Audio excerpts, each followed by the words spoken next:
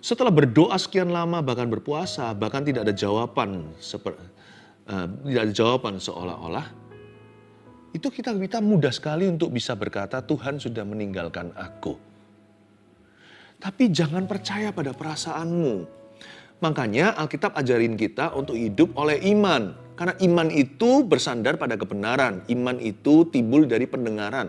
Pendengaran akan firman Kristus. Tapi kalau perasaan kita itu sangat kondisional. Sangat tergantung situasi kondisi, sangat tergantung keadaan. Belum lagi, manusia itu tidak bisa objektif kalau tentang dirinya sendiri. Kalau orang lain mungkin dia bisa lebih objektif, tapi kalau sama dirinya sendiri biasanya dia nggak mengerti.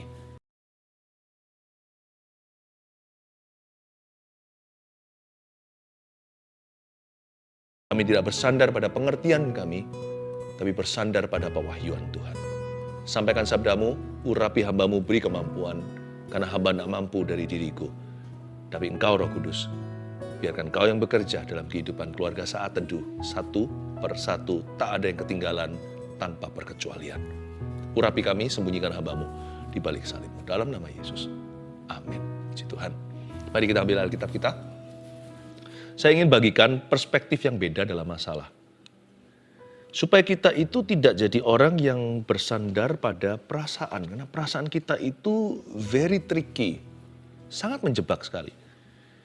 Tapi kalau kita mau bersandar pada sesuatu yang pasti, yang bisa membawa kita dari kemuliaan pada kemuliaan, dan bisa menuntun kita pada kemenangan, ya hanya satu, bersandar pada pewahyuan dan kebenaran. Perspektif yang beda dalam masalah akan saya ajarkan lewat firman di Yesaya pasal 49. Yesaya 49 ayat 14 sampai 26, kurang lebih 12 ayatnya. Mari kita baca.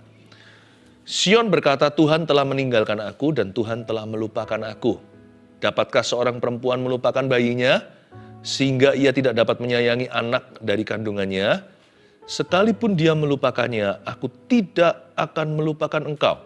Lihat, aku telah melukiskan engkau di telapak tanganku, tembok-tembokmu tetap di ruang mataku. Orang-orang yang membangun engkau datang bersegera, tetapi orang-orang yang merombak dan merusak engkau meninggalkan engkau. Berhenti di sana dulu, saya jelaskan 4 ayat. Ayat 14 pertama-tama, Sion berkata, ini adalah curhatnya umat. Tuhan telah meninggalkan aku, dan Tuhan telah melupakan saya. Mirip ya seperti kita. Perasaan kita juga kayak gitu ketika ditimpa masalah. Apalagi kalau nggak keluar-keluar dari masalah itu. Tuhan sudah lupa sama aku. Tuhan telah meninggalkan aku. Mungkin kita beralasan untuk berkata begitu. Misalnya kalau kita habis jatuh dalam dosa, kita perasaan guilty, rasa bersalah, sudah pasti Tuhan meninggalkan saya.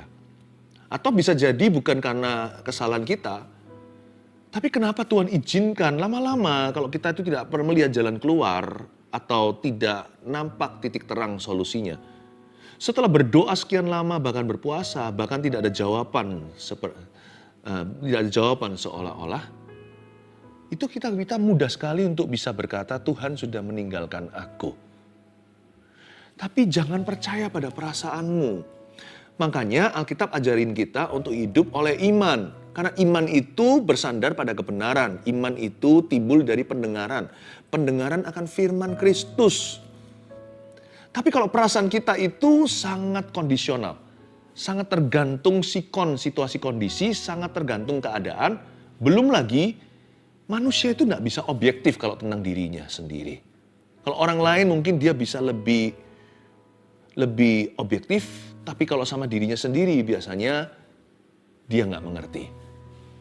Karena itu jangan bersandar pada apa-apa kecuali firman Tuhan.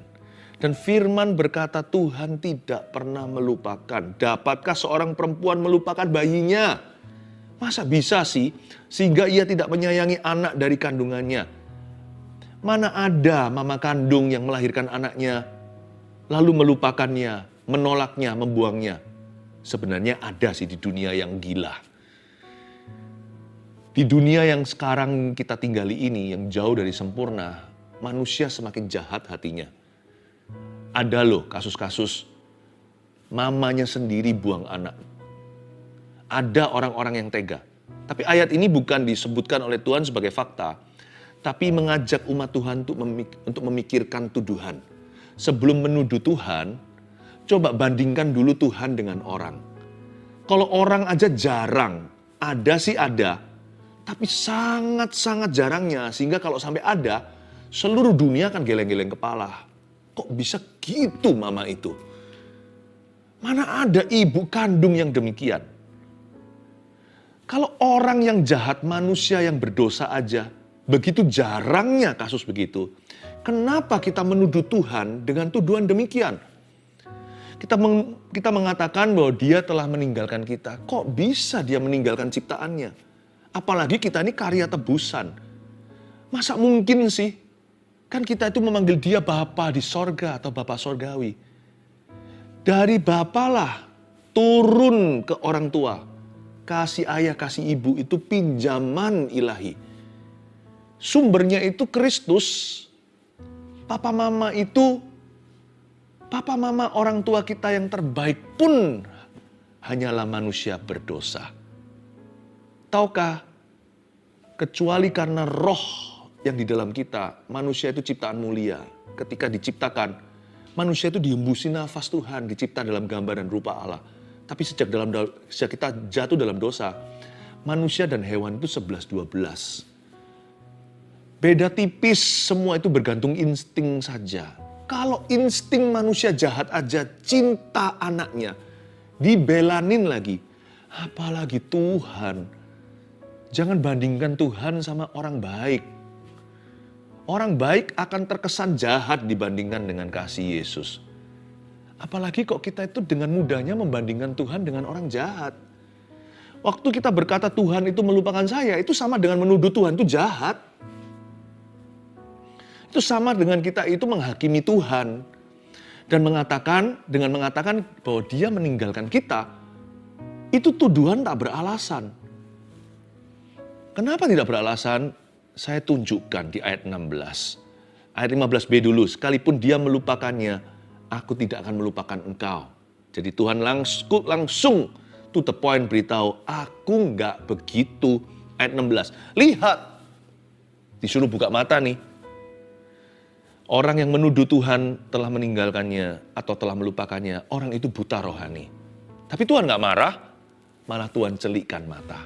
Saya berdoa juga saat ini kalau ada yang mendengar dan menyaksikan firman yang dibagikan ini, kalau ada yang saat ini di antara keluarga Saat Teduh yang kepahitan, hatinya itu kecewa, hatinya merasa sendirian.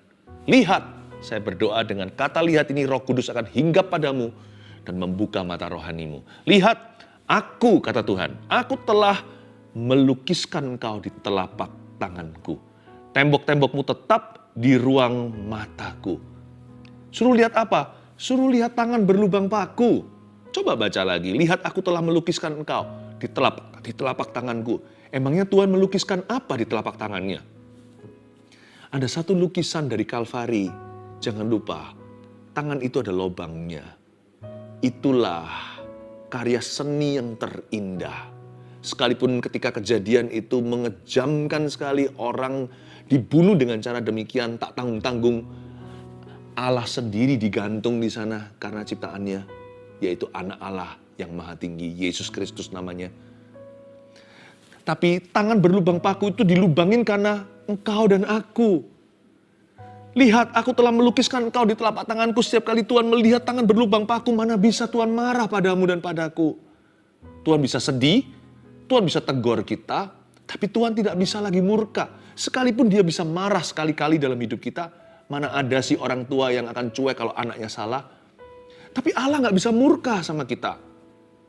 Setiap kali dia melihat tangan berlubang paku pada tangan Yesus anak Allah, murkanya dikesampingkan.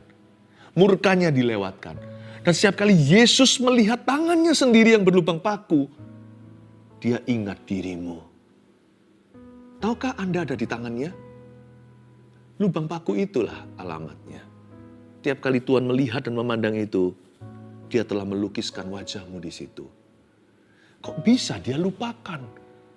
Kalau mama duniawi, ibu kandung sekalian bisa melupakan anak-anaknya atau anak kandungnya? Tuhan tidak jahat. Aku telah melukiskan kau di telapak tanganku. Tembok-tembokmu tetap di ruang mataku. Tembok-tembok ini maksudnya apa? Yesaya ini kan nabi di perjanjian lama. Nabi kepada suku Yehuda. Nabi kepada bangsa pilihan Allah. Dan dia berkata gini, tembok-tembokmu tetap di ruang mataku. Itu kalau kita bicara soal tembok zaman dulu. Tembok itu seperti hari ini pagar rumah. Atau pintu terkunci, itu berarti perlindungan dan privasi. Zaman dulu, karena waktu dahulu kala tidak ada rudal atau apa, jadi tembok yang tinggi itu perlindungan kota. Gara-gara tembok, musuh tidak datang. Negara sebelah tidak bisa menyerang. Tembok itu bicara tentang perlindungan. Tuhan berkata, setiap kali aku melihat tanganku, tangan berlubang paku, aku melihat dirimu, dan yang kuingat akan engkau adalah betapa aku mengasihimu. Dan hatiku senantiasa ingin untuk melindungi hidupmu. Tahukah Tuhan itu selalu bermaksud untuk membangun kita? Poin nomor 1. Maksud hati Tuhan itu selalu untuk melindungi. Kenapa kita tuduh dia mencelakakan? Bukankah Tuhan sendiri yang berkata di pasal yang lain dalam firman Tuhan, aku tidak punya rancangan untuk mencelakakanmu, tapi aku punya rancangan damai sejahtera untukmu. Maksud hati Tuhan itu selalu untuk melindungi kita.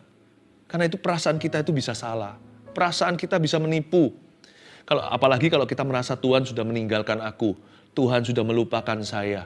Itu perasaan gak benar. Yang betul adalah ini. Fakta kebenaran firman berkata, terlanjur sudah, Tuhan sudah mati untuk Anda dan saya 2000 tahun lalu.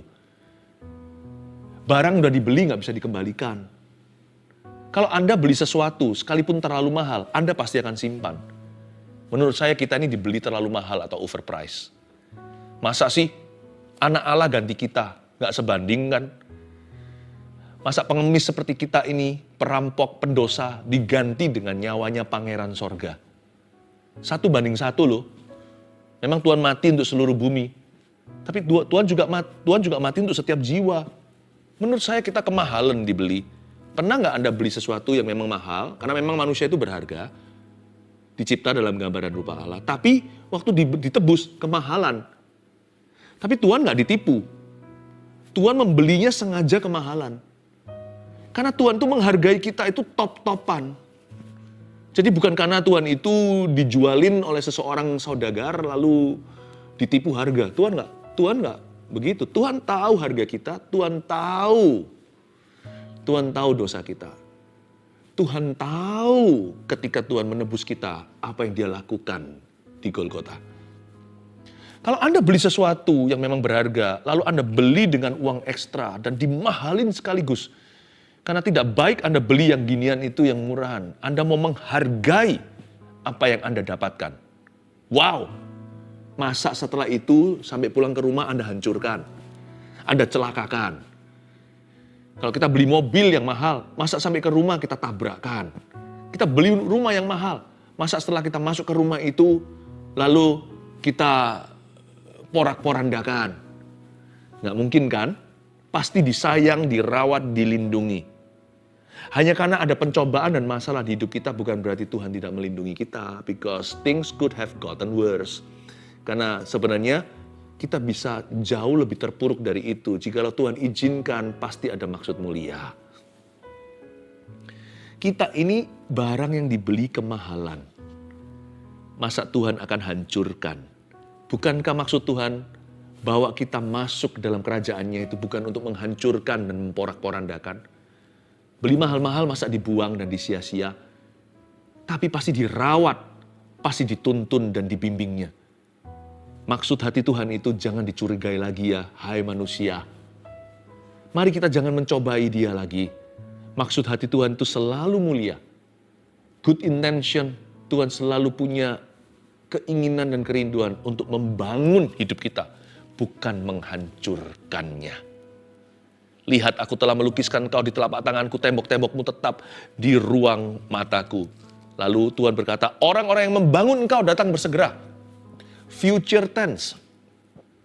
Ini kata masa depan. Memang belum terjadi, Yesaya menubuatkan suatu hari, orang-orang yang membangun Israel akan datang bersegera.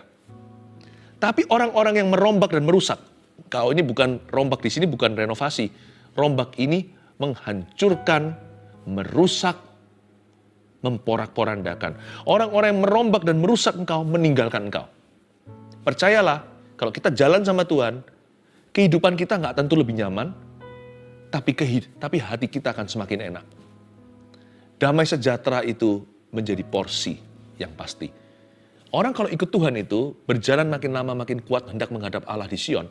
Orang itu hidupnya nggak tentu semakin mulus, tapi orang itu hidupnya akan semakin mantap. Orang itu hidupnya akan semakin penuh.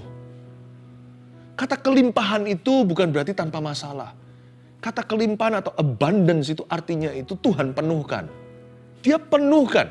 Masalah ada, tapi tak kalah dengan itu, selalu ada penyertaan di situ. Ada kemenangan, ada kemuliaan di balik salibnya.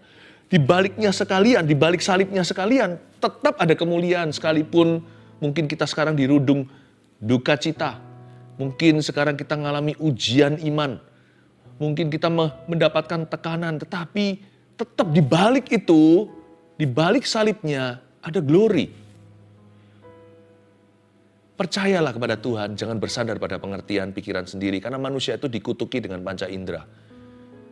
Karena apa yang kita lihat itu kebenaran. Apa yang kita dengar, rasa, cicip itu fakta. Kalau begitu kan nggak ada yang namanya radio wave. Tidak ada yang namanya yang ada di udara ini. Tahu nggak? Panca indera itu bukanlah seluruh dunia. Ada banyak hal itu yang tidak tercakup di panca indera kita. Makanya di alam rohani harus pakai iman dalam janji-janji Tuhan. Tuhan berkata, yang membangun engkau akan datang. Yang merusakmu akan pergi. Katakan amin dengan segenap hati. Ayat 18. Angkatlah mukamu dan lihatlah ke sekeliling. Mereka semua berhimpun datang kepadamu. Demi aku yang hidup, demikianlah firman Tuhan. Sungguh mereka semua akan kau pakai sebagai perhiasan. Dan mereka akan kau lilitkan seperti yang dilakukan pengantin perempuan. Apa ya ini ya? Apa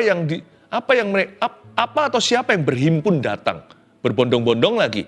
Sampai kita disuruh angkat muka dan terkagum-kagum lihat ke sekeliling apa yang sedang terjadi. Lanjut ayat 19. Sebab tempat-tempatmu yang tandus dan sunyi sepi dan negerimu yang dirombak sungguh sekarang terlalu sempit untuk sekian banyak pendudukmu. Dan orang-orang yang mau menelan engkau akan menjauh. Oh, tempat itu tandus, sunyi, sepi, abandon atau ditinggalkan. Reruntuhan, puing-puing belaka. Sekarang segera akan terisi. Kalau orang sudah pada titik ini, sudah putus asa biasanya, atau sudah hopeless tanpa pengharapan yang pasti. Seperti ini sudah malas mencoba lagi. Udah di titik beyond repair, atau sudah berada di titik tidak bisa diperbaiki.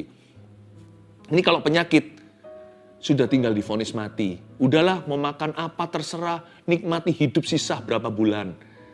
Kalau ini pekerjaan, udah nggak bisa bangkit lagi. Dahulu punya, sekarang hilang semua. Malah justru dililit hutang. Jangankan masih bisa punya pegangan. Apapun yang ada, kalau perlu, pakaian yang ada di tubuh kita itu pun dijual, nggak bisa tutup hutang piutang. Mana bisa pikiran jauh, mau bangkit lagi lah, mau mencoba lagi. Mau membangun kembali, udahlah jangan mulu-mulu. Biasanya orang sudah di titik desperado atau di titik yang terpuruk. Kalau yang tidak kenal Tuhan dan takut akan Tuhan dan kenal kebenaran, bisa-bisa bunuh diri. Jalan pintas dia, mata gelap. Kayaknya mau lari. Hidup ini sudah notok. Kanan kiri sudah nggak ada jalan keluar. Sudah nggak ada solusi. Nggak ada jalan lain kecuali mati. Jangan ya. Karena orang yang bunuh diri itu merem di sini, melek di sana. Anda lihat api. Lalu berkat sudah hilang kan? Udah lenyap kan? Apalagi yang kita bisa harapkan? Tunggu dulu. Masih ada satu lagi kalkulasi kita yang belum masuk. Ada Yesus. Ayat 20. Malahan saya suka kata malahan. Malahan anak-anakmu yang kau sangka hilang akan berkata kepadamu. Haleluya. Malahan anak-anakmu yang kau sangka hilang akan berkata kepadamu, tempat itu terlalu sempit bagiku, menyisilah supaya aku dapat diam di situ. Mulai berebut tempat. Ini orang tua ceritanya ini seperti ibu pertiwi, seperti seorang mama yang ditinggal mati oleh semua anaknya. Anaknya semua terbunuh. Lalu suatu hari bangun tidur, rasanya itu satu hari lagi dalam sengsara. Satu hari lagi dalam dunia malapetaka. Dia melek mata melihat, loh, anak-anak yang dia sangka mati, yang dia sangka telah terbunuh dan dibawa ke Babilonia, ditawan di situ, pada semua berkumpul, berhimpun sekeliling mejanya, berdesak-desakan berkata, gak cukup kursinya, ayo kita kursinya setengahan, ayo ayo dek, minggir sedikit, aku belum punya tempat. Kaget dia kira aku mimpi kali. Tempat ini terlalu sempit bagiku, menyisilah supaya aku dapat diam di situ. Ayat 21, maka engkau akan berkata dalam hatimu, siapakah yang telah melahirkan sekaliannya ini bagiku? Bukankah aku bulus dan mandul, diangkut ke dalam pembuangan dan disingkirkan. Tetapi anak-anak ini, siapa yang membesarkan mereka? Dari mana datangnya? Begitulah kira-kira. Loh kok masih hidup ya? Kok masih ada? Sesungguhnya aku kan sudah tertinggal seorang diri sebatang kara. Tapi mereka ini, dari mana datangnya? Ini orang yang takjub, terheran-heran, happy sih. Tapi happy-nya itu saking happy-nya, dia rasa seril. Rasa ini gak nyata. Dia mungkin cubit-cubit dirinya sendiri. Apakah sakit? Apakah ini mimpi atau kenyataan? Ini bukan bicara tentang anak sungguhan, gak tentu begitu ya. Juga bisa konteksnya beda-beda, setiap orang pencobanya kan lain-lain. Tapi dalam konteks Israel, tahukah Anda, tak lama kemudian, Israel akan mengalami perang. Israel di zaman setelah Salomo meninggal, kan terbagi jadi 2 kerajaan, utara dan selatan. Kerajaan itu 10 suku. Suku terbesar namanya Efraim, keturunan Yusuf. Tapi yang bawah itu, yang menjadi kerajaan Daud, Salomo dan seterusnya, tinggal 2 suku yaitu Benyamin dan Yehuda. Itu adalah Israel sebelah selatan. Namanya Yehuda. Nanti ketika perang terjadi, yang 2 ini diangkut ke Babilonia. Terjadi perang, Israel ditaklukkan oleh Nebukadnezar, Raja Babilonia zaman sekarang di daerah Irak. Sedangkan 10 suku yang atas itu dikalahkan oleh Assyria, negeri lain, ya, negeri Asyur, itu sekitar daerah Iran. Di atas itu pokoknya, di Timur Tengah. Nah, ketika ini ditangkap oleh 2 kerajaan yang berbeda, beda kebijakan. Yang ini masih dipertahankan.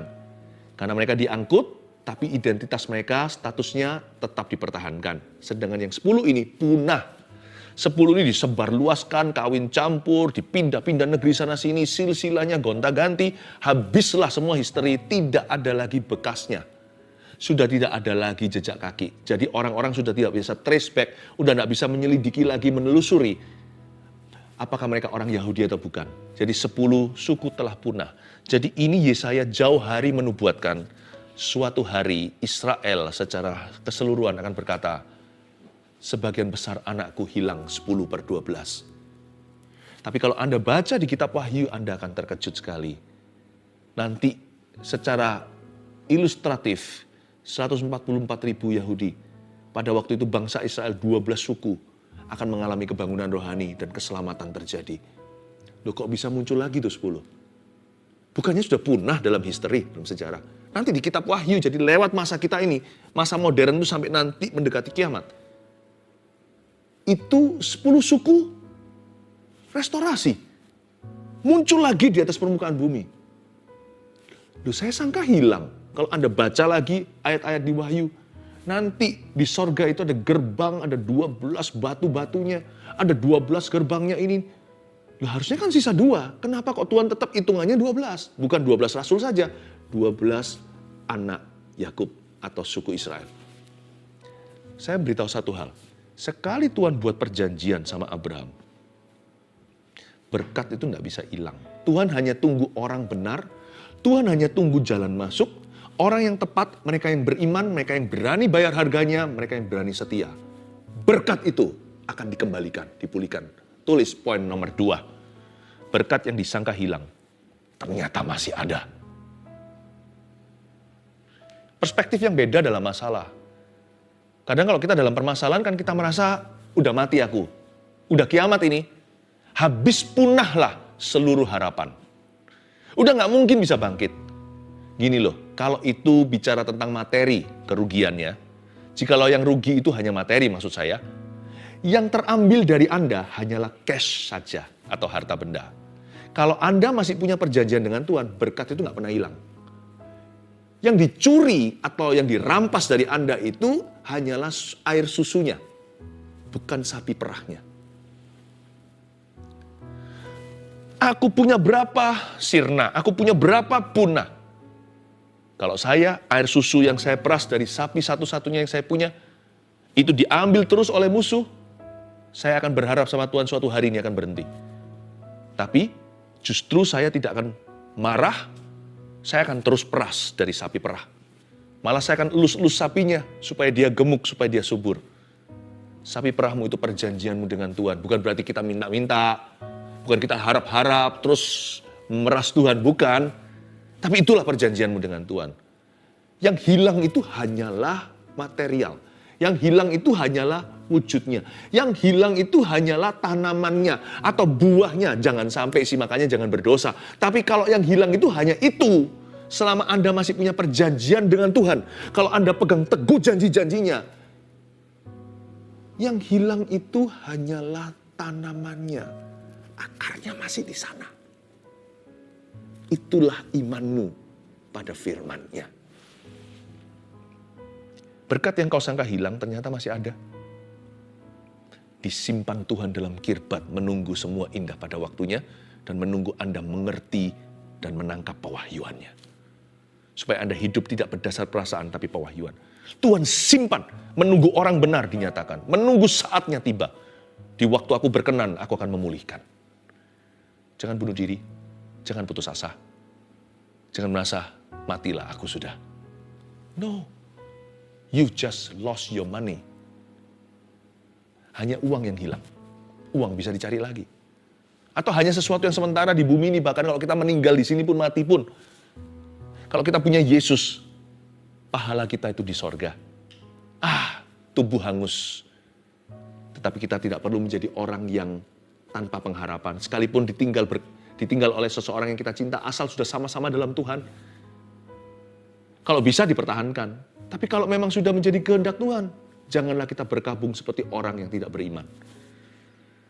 Really, following Jesus you cannot lose anything. Ikut Yesus itu kita tidak bisa merugi apa-apa. Tahukah Anda bahwa bahkan mati pun keuntungan jikalau hidup adalah Kristus. Berkat itu masih ada. Berkat yang disangka hilang ternyata masih ada. Karena berkat gak bisa hilang. Berkat itu hinggap di kepala orang yang diberkati. Jadi bukan wujud berkatnya. Itu yang dikatakan oleh Tuhan, malah anak-anak yang kau sangka hilang. Nanti akan berkata, menyisilah. Dia kaget, siapa yang besarkan anak-anak ini? Aku kira kalian mati loh nak. Nanti waktu muncul, sudah jadi orang dewasa. Anda bahkan tidak besarkan, dibesarkan oleh kasih karunia. Nanti pulang dengan bunga-bunganya kembali ke pangkuanmu. Karena itu setia sama Tuhan. Saya nggak bicara soal materi, saya bicara tentang apapun kecuali terutama damai sejahteramu itu tidak pernah pergi. Ayat 22. Beginilah firman Tuhan Allah, lihat aku akan mengangkat tanganku sebagai tanda untuk bangsa-bangsa dan memasang panji-panjiku untuk suku-suku bangsa. Maka mereka akan menggendong anak-anakmu laki-laki dan anak-anak perempuan akan didukung di atas bahunya. Saya suka gambaran ini. Bahwa Tuhan mengangkat tangannya itu berarti Tuhan sudah ready untuk bekerja. Tuhan sudah siap untuk berperang.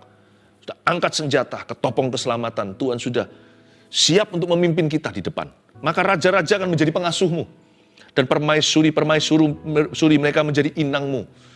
Maka mereka akan sujud kepadamu dengan mukanya sampai ke tanah dan akan menjilat debu kakimu. Maka engkau akan mengetahui bahwa akulah Tuhan. Dan bahwa orang-orang yang menanti-nantikan aku, catat ini, tidak akan mendapat malu. Dapatkah direbut kembali jarahan dari pahlawan? Atau dapatkah lolos tawanan orang gagah? Sungguh, beginilah firman Tuhan. Tawanan pahlawan pun dapat direbut kembali. Dan jarahan orang gagah dapat lolos. Sebab aku sendiri akan melawan orang yang melawan engkau. dan aku sendiri akan menyelamatkan anak-anakmu. Ayat 25 itu ayat emas di Alkitab saya kasih tanda. Baca dulu ayat 26. Aku akan memaksa orang-orang yang menindas engkau memakan dagingnya sendiri, dan mereka akan mabuk minum darahnya sendiri seperti orang mabuk minum anggur baru, supaya seluruh umat manusia mengetahui bahwa aku Tuhan adalah juru selamatmu dan penebusmu yang maha kuat, Allah Yakub. Perjanjian Tuhan dengan 12 suku Israel itu ada pada papanya Yakub. Suku-suku itu hanyalah air susu. Yakublah sapi perahnya. Kalau Anda mau beriman, berimanlah di level akar, bukan di level tanaman. Berimanlah di level Yakub, bukan di wujud berkat, tapi miliki hubungan dengan sang pemberi berkat atau sumbernya. Ayat 25, sungguh beginilah firman Tuhan, tawanan pahlawan pun dapat direbut kembali. Terjadi zaman Daud, anak istri Daud dan rekan-rekannya semua direbut Amalek, bisa direbut semuanya. Tanpa satu pun mati, tanpa satu pun cacat. Tidak ada cacat celah. Goresan pun tiada. Kalau sudah di tangan teroris misalnya, mana bisa kembali utuh? Kembali hidup aja sudah kamsyah, sudah terima kasih. Tapi Alkitab ini meninggikan ekspektasi. Tawanan pahlawan pun dapat direbut kembali. Kata dapat direbut kembali itu pulih.